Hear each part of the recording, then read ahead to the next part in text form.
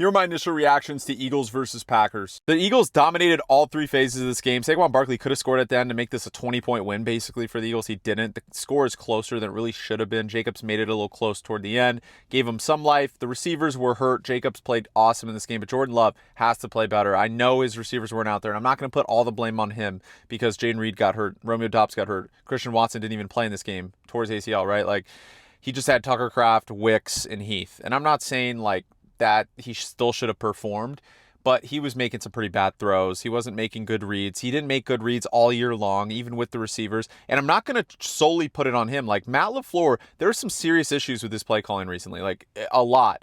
They didn't utilize Jaden Reed, Christian Watson, or Romeo Doubs to the level they should have all year long. They didn't have a downfield passing attack almost like half of the games. I know Josh Jacobs was balling out and they could dominate with the run, like, congratulations. But when it came to play good opponents, they couldn't do that. Like, Jordan Love struggled against really good opponents. And I'm not saying it's completely on Jordan Love completely.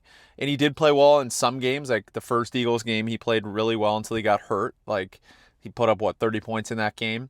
There are a few other matchups against good teams where he did play well.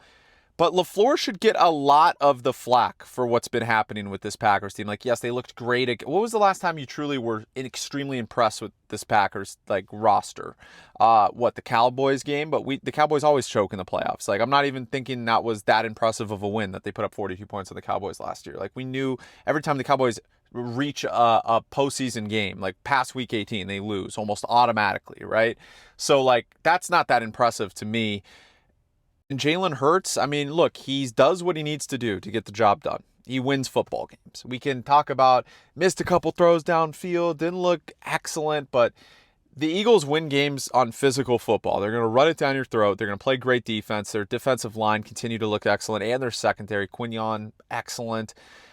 Everybody just looked good. I mean, this is a team that's going to be very hard to beat because they dominate in all three phases of the football game, and they have the best line in the league. But I do want to ask Packers fans if you think LaFleur is on the hot seat now. And I know it might sound crazy, but, like, they lost to San Francisco last year after an impressive win against Dallas. Jordan Love threw the game away then, too, with that interception of Dre Greenlaw, right? And he didn't utilize, look, I know they don't have a lot of the personnel, but it's not like LaFleur has done anything as a head coach of the Packers. Even when he had Rodgers the year he won MVP, like, they lost to the Niners, a very bad Niners team comparatively to last year's Niners team. And I'm saying that as a Niners fan.